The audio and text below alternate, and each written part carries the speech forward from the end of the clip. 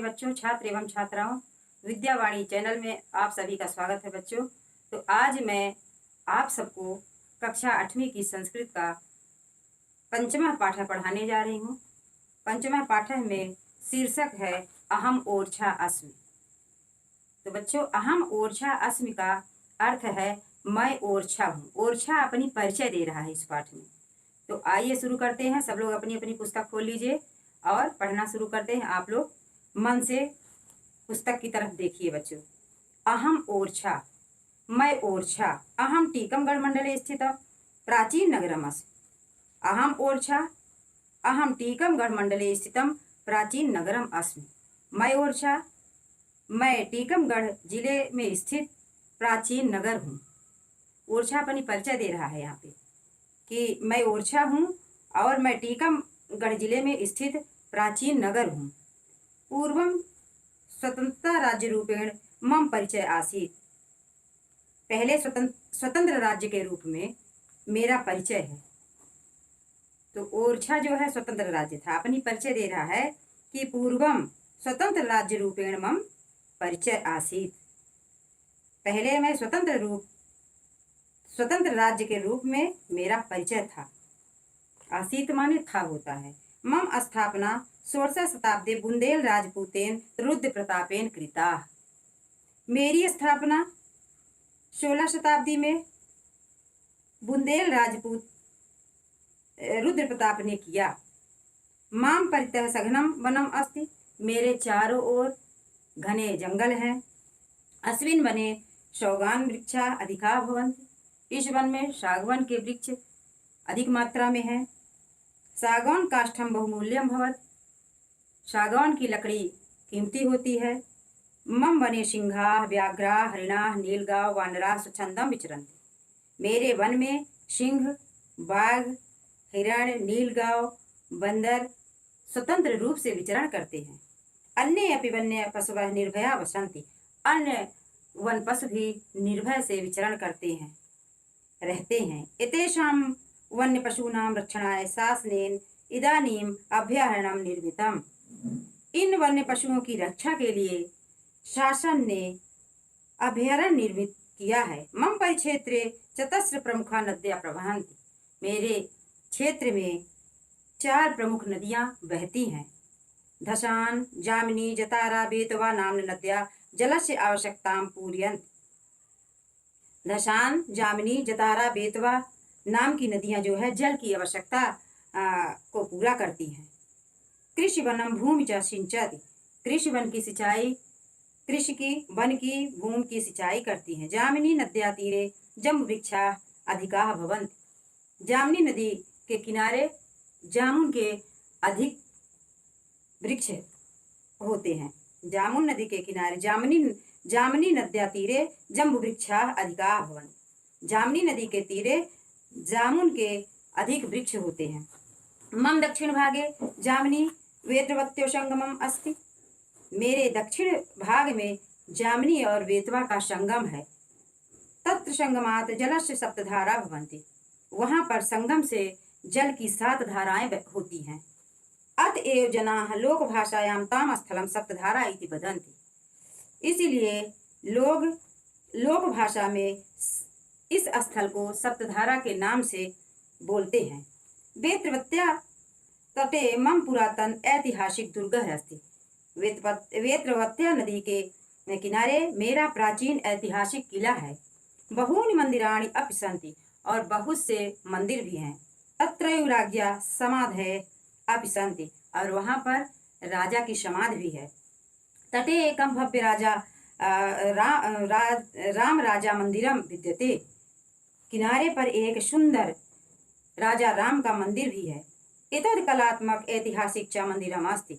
और यह कलात्मक और ऐतिहासिक मंदिर है। मंदिरे रामस्य लक्ष्मणस्य सीतास्य भव्य मनोरमा प्रतिमा प्रतिष्ठिता। मंदिर में राम, लक्ष्मण और सीता की सुंदर भव्य मनोहर प्रतिमा प्रतिष्ठित है। मंदिरस्य उद्याने विष्पान स्थलम वर्तते। मंदिर के उद्यान में विष्पान स्थल है। अत्रैव वीर हरदौल विष्पानम कृतवान। यहीं पर वीर हरदौल विष का पान किया था। मम भूमो अनेके वीरा धीरा श्रेष्ठा पुरुषा भुवन। मेरे भूमि पर अनेक वीर धीर श्रेष्ठ पुरुष हुए। तेसु हरदौल मम अति प्रिय आसीत। उन सभी में हरदौल मेरे सबसे प्रिय थे। सह राज्ञ जुझार सिंह प्रिय अनुज आसीत। और वह राजा जुझार सिंह के छोटे भाई थे। परम चाटुकरई धूर्तई राज्य मनसी राज्ञी हरदौल संबंधे संदेह उत्पादित। परंतु चाटुकरता और धूर्त से राजा के मन में रानी के प्रति हरदौल के संबंध में संदेह उत्पादित किया। हरदौल महाराज्ञा सम्मान रक्षणाय राज्ञ संदेह निवारणाय च विष्पान कृतवान। हरदौल महारानी के सम्मान के रक्षा के लिए और राजा के संदेह का निवारण करने के लिए विषपान किया, अर्थात जहर पी लिया। अद्यापि तस्य बलिदानस्य स्मृति समस्ते क्षेत्रे सजीवायु भांति। इसलिए उनके बलिदान की स्मृति समस्त क्षेत्र में सजीव की भांति है। विवाह वासरे महिला ताम प्रथमम पूज्यन्ते। विवाह के अवसर में महिलाएं सबसे पहले जाकर वहीं पूजा करती हैं। मम दुर्गम अपि सुदृढ़ कलात्मक चास्ति। मेरा किला अत्यंत सुदृढ़ और कलात्मक है। दरबार भवनम शीश भवनस्य दुर्गस्य वैशिष्ट्यम अस्ति। दरबार भवन और शीश भवन किला की विशेषता है।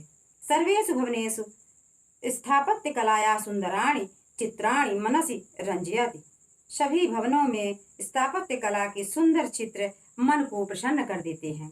भावना नाम गवाक्षेषु अपि प्रस्तर पट्टिकासु सूक्ष्म शिल्प करई विद्यते। भवनों में खिड़कियों पर भी पत्थरों की पट्टिकाओं में छोटे छोटे शिल्पकार विदित हैं। भित्तिकासु अपि मनोहराणि चित्राणि वर्तन्ते। भित्तियों में भी दीवालों में भी सुंदर चित्र वर्णित किए गए हैं। दुर्गस्य अधस्थले काव्यकला विद्याधाया नर्तक्या राय प्रवीणया आकर्षकम भवनापि स्थितम। किले के आधे स्थल पर काव्य कला और नर्तकी राय प्रवीण आकर्षक मन को मोहित करने वाले भवनों पर स्थित है। वामे दर्शनीयम चतुर्भुज मंदिरम विद्यते। और वाईं ओर देखने योग्य चतुर्भुज मंदिर है। अत्रापि पस्त्रेषु कलायाः चित्रणम अद्भुतम भाति। यहाँ पर पत्थरों की कला में सुंदर अद्भुत चित्र सुशोभित होते हैं। पुरतः सामन भादो नाम को स्तंभ प्रसिद्ध और उसके आगे सामन भादो नाम का स्तंभ भी प्रसिद्ध है। मम परिसरे एकम पुष्पोद्यानम वर्तते। मेरे परिसर में एक फूल का उद्यान भी है। तत्र विविध वर्णानि पुष्पाणि पर्यटकानां चित्तम मोदयन्ति। वहाँ पर अनेक रंग के फूल पर्यटकों के चित्त को प्रसन्न कर देते हैं, पर्यटकों के मन को प्रसन्न कर देते हैं। उद्यानस्य नातिदूरे हिंदी भाषाया प्रसिद्ध कवि केशवदासस्य स्थानम अस्ति। उद्यान के थोड़ी ही दूर में, बगीचे के थोड़ी ही दूर में प्रसिद्ध हिंदी भाषा के कवि केशवदास का भी स्थान है। षोडश शताब्दात् आरभ्य मम निर्माणम अद्यावधि चलत एव। 16वीं शताब्दी से लेकर के आरंभ से मेरा निर्माण आज भी चल रहा है। परम सर्वाधिक निर्माण कार्यम महाराज वीर सिंह प्रथमस्य शासने अभवत। किंतु सबसे ज्यादा निर्माण का कार्य महाराज वीर सिंह प्रथम के शासन में हुआ।